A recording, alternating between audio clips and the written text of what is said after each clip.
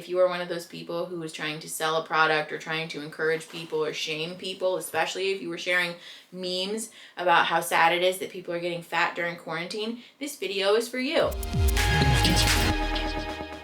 Okay, hi everybody. So we are doing a video about a topic which I am very passionate about, as I'm sure that you guys know. I wore my Carbohydrate Queen shirt specifically for this video because we are talking about diet culture part 2, electric boogaloo, the diet culture resurfacing that nobody fucking asked for. If you are at all interested in being anti-diet, I'm sure that you have noticed that there has been a huge surge in ads for diets and diet companies and weight loss products and services and all this stuff during quarantine, and especially during COVID. So we're gonna talk about that. We're gonna talk about why I hate it, why it's stupid, and why you as a human being are allowed to define yourself as more than a body. So here we go. So, like I said, I'm sure if you guys are at all woke to the anti-diet movement, you have noticed that they're, especially like Instagram, which is funny to me because all of the content that I consume, especially on my personal Instagram, is like vehemently anti-diet, but I've gotten a lot of ads and things like that for diet plans and weight loss and like,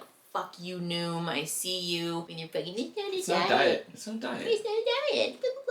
Fucking dicks. There's been a lot of this stuff lately, and it seems to be especially popular because people are, or at least not in Arizona, but for a lot of people now, and previously, like in the months of March and April, people were stuck at home, and so people started saying this awful thing. People started calling quarantine weight gain the quarantine 15 or the COVID-19, which is this idea that like gaining weight during quarantine, like, I got the quarantine 15, started to become popular on social media, and I started to see a lot of memes about this and jokes about coming out of quarantine after eating chicken nuggets and pizza and like whatever, like being a fat person. This video is probably going to be disorganized because I didn't really make any notes for this.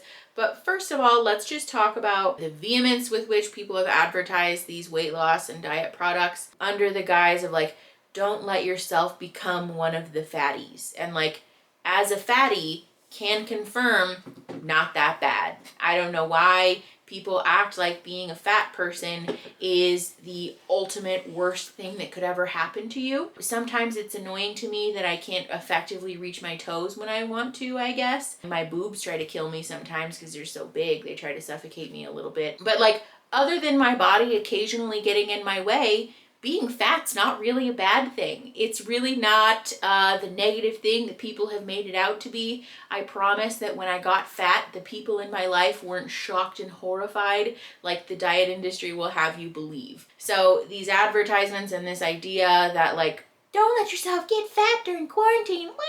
Like, if you did get fat during quarantine, like, welcome to the club. We're happy to have you here. I know that a lot of people don't necessarily want to be part of the fatty club, but I like to think we're a lot of fun. But if you're a thin person and you don't want to become part of the fat people club, I would encourage you to do some introspection about why.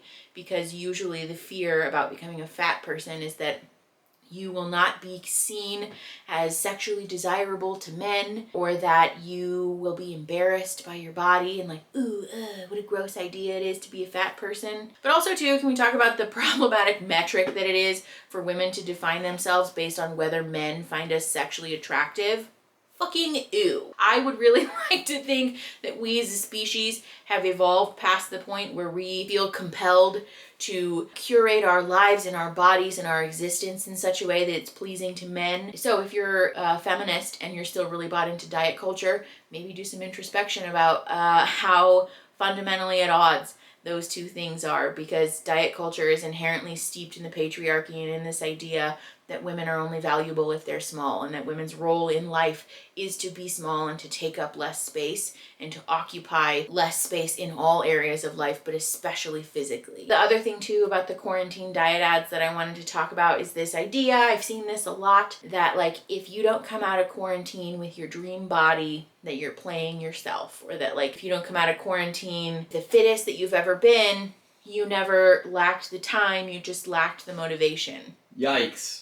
Fucking yikes. Like, that's, first of all, fucking wrong. But second of all, such a judgmental ass fucking thing to say. But if your body changes, flexes, grows, looks different, shrinks during the middle of a goddamn global pandemic, maybe we should extend ourselves some self-compassion, because I would be willing to bet that you have much more important things on your mind than what you're putting in your body or what you're doing with your body every moment of every day. This idea that being at home, or especially working from home, means that you have all of this time to be working out or accomplishing your goals or achieving all of these things is, again, first of all, wrong.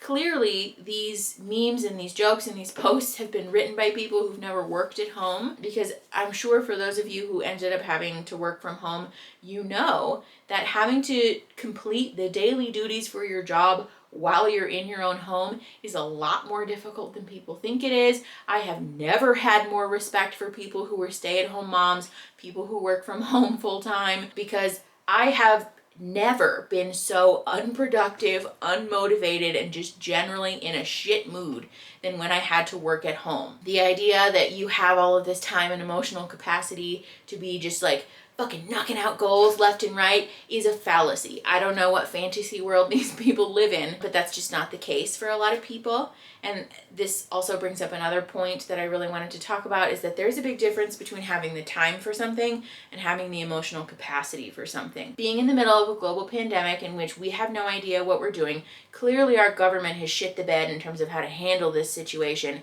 and we are all generally just kind of fucking mad at each other, is usually not the time for a person to be working on achieving their life's goals. For a lot of people, especially people who lost their jobs because they worked in the service industry and had no recourse after all of the restaurants closed, and unemployment checks weren't dispersed until well after quarantine, at least in Arizona, was already over. People had much more important things on their mind, and there was a lot of stress and fear and anger and frustration. And so it makes a hell of a lot of sense for your exercise routine, for your goals for the year, or for your ability to be a perfectly present partner or parent or all of that stuff. Maybe those expectations got a little bit lower because, again, there's a lot of fear and frustration happening for people. And so if you gain 15 pounds, who gives a fuck? We're doing our best to survive and to fucking make it through this absolute dystopian nightmare that we are all forced to live through. And so the focus on leaving quarantine with your dream body is especially hilarious to me, because this, first of all, just smacks of white privilege, and this idea that I'm financially stable enough to not have to give a fuck about the fact that the world is falling apart and I can spend all of this money on diet products and services and tummy teas that make me shit my brains out because I'm fucking home all day now. But hi, there's a whole fucking world of people out there who are struggling to survive and to make ends meet and to figure out what the fuck they're supposed to do with their kids now that they're not going to school, at all, apparently. Or how the fuck they're supposed to send their kids to school when they don't even have fucking reliable internet access, and now their kids' school is all online, but nobody accounted for the fact that, I don't know, internet is a fucking utility that we should all have fucking equal access to. But I suppose that's a conversation for another day, and that's not necessarily related to diet culture. But that's what I mean, that there are a lot of considerations that people are having to contend with on a daily basis. So if you are one of those people who experience an emotional, mental, physical, financial crisis during this time,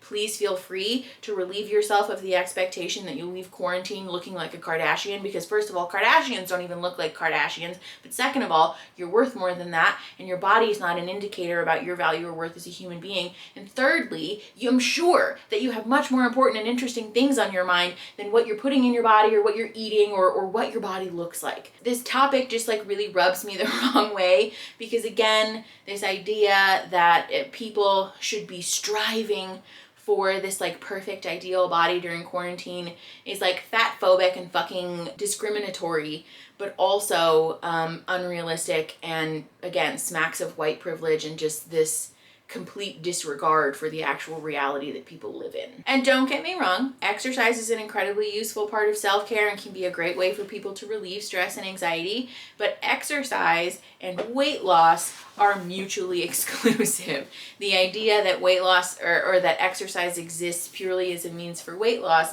is a product of diet culture. You can move your body to release endorphins, relieve anxiety, to help you feel better and to maybe feel more active or motivated or whatever, and that have nothing to do with a desire to lose weight or to change your body. So if you're one of those people, this is not directed at you, keep on keeping on. Good for you if you're exercising and enjoying it. Like I said, eating food that fuels your body and that makes you feel good, and moving your body again because it makes you feel good, those are not necessarily the people or the things that this video is aimed at. But if you are one of those people who is trying to sell a product or trying to encourage people or shame people, especially if you were sharing memes about how sad it is that people are getting fat during quarantine, this video is for you. I want to encourage you to do some introspection about your values and about your subjective view of this world, because again, people's bodies are not an indicator for their value or worth as a human being.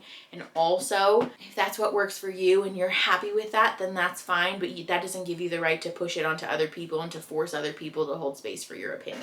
So I think that's a good place to stop. I'm sweaty and I'm angry and I want to finish my White Claw before I make it warm. So thank you for watching. I am sure that this video was circular and disorganized in nature, but I appreciate you for watching it nonetheless.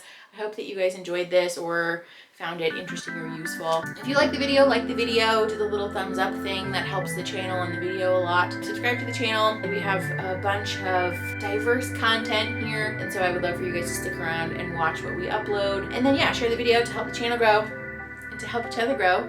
And I will see you next Friday. Okay, bye.